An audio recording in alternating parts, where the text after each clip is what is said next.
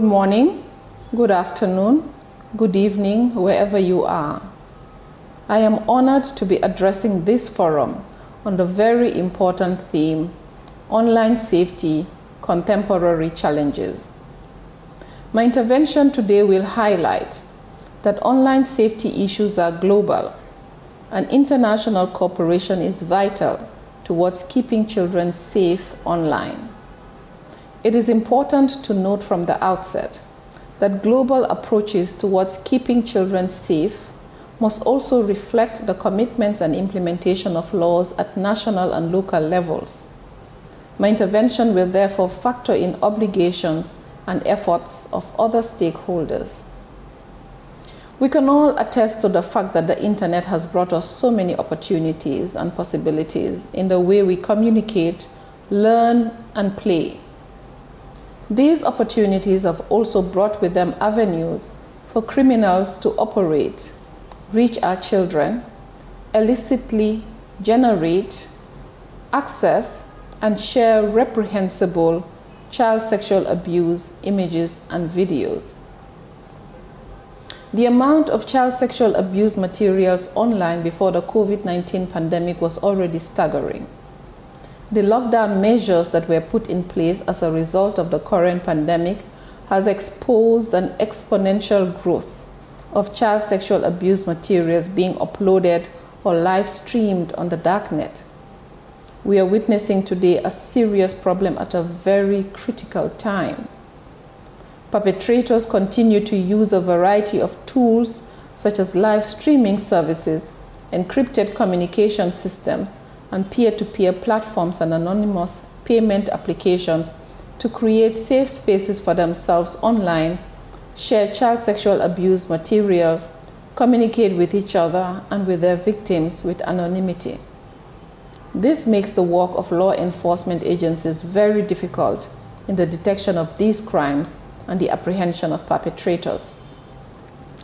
I commend the initiative of the government of Ukraine through its Ministry of Digital Transformation in cooperation with the Ministry of Internal Affairs and the European Union Advisory Mission in Ukraine for organizing this international conference to highlight the legislative, educational, and other challenges related to the ever-growing digital world.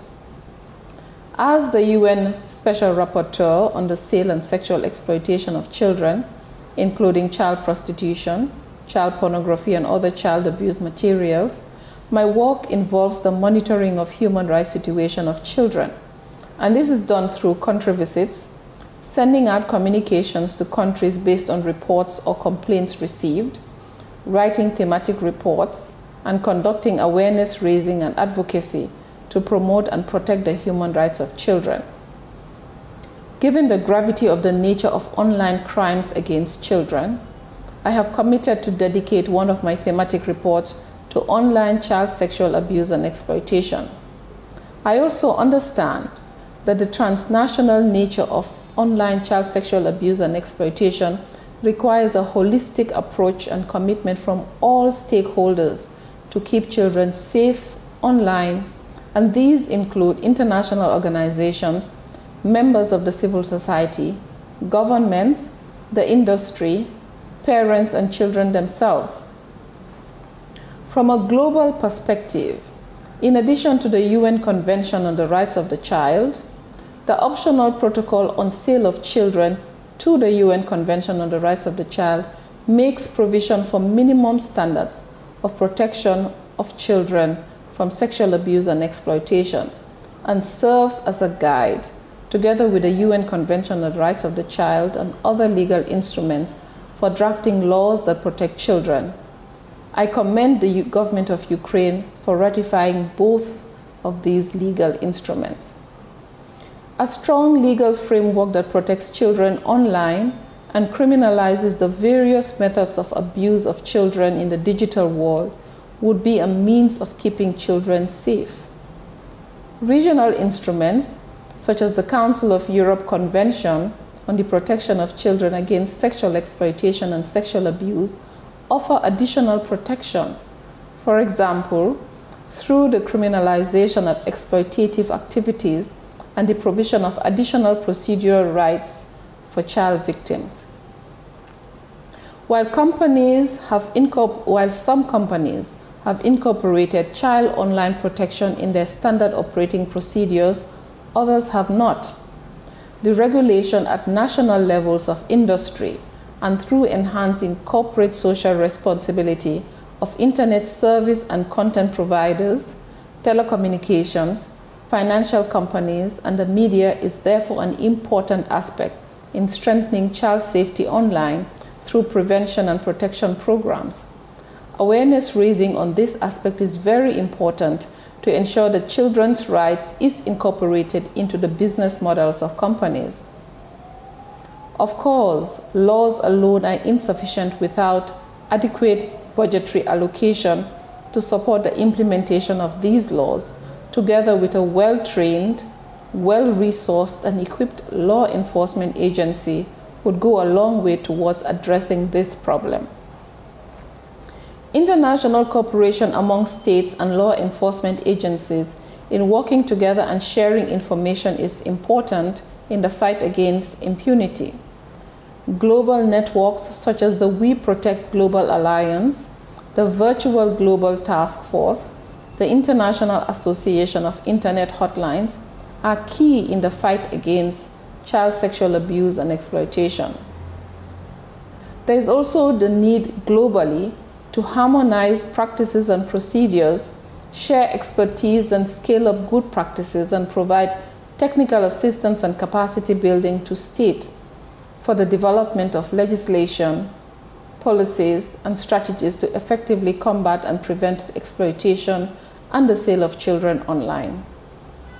The most effective tool in addressing online child sexual abuse and exploitation is prevention. Prevention requires awareness raising, education and sensitization of all stakeholders, especially children and their families. At this point, I want to note the government of Ukraine's effort to recently launch the National Advisory Hotline established to keep children safe from online violence through the provision of essential information that will protect children from the risks that exist online. I also want to encourage the Ministry of Digital Transformation and the Ministry of Internal Affairs in its proposed implementation of a variety of initiatives on this issue, including the National Strategy on Online Safety for Children 2020 to 2025. In protecting children online, we cannot lose sight of the work of law enforcement in not only investigating and apprehending criminals, but also through technology such as photo DNA in the detection and removal of child abuse images and videos online with a view to protecting abused victims from re-traumatization, which occurs anytime the child abuse materials are viewed. International cooperation, again, also through the means of sharing best practices and experiences acquired by specialists from different countries with experience in dealing with and supporting victims and survivors of online abuse can improve effectiveness to support victims in their physical and psychological recovery and social reintegration. We are all stakeholders in the fight against sexual abuse and exploitation of children online. An effective coordination of efforts will make a whole lot of difference in the lives of children. I thank you all for your kind attention.